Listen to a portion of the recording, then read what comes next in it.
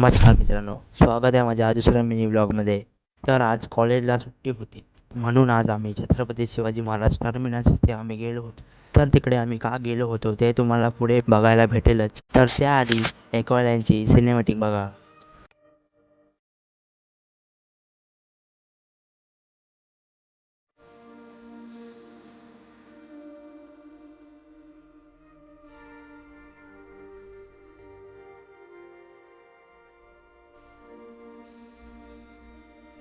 तर आम्ही गेलो होतो CSTला क्रॉफर्ड मार्केटमध्ये पॅरेट फूड घ्यायला.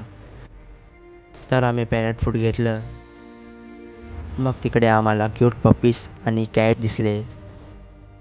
नंतरला आम्ही CSTचा फेमस वडापाव खाल्ला.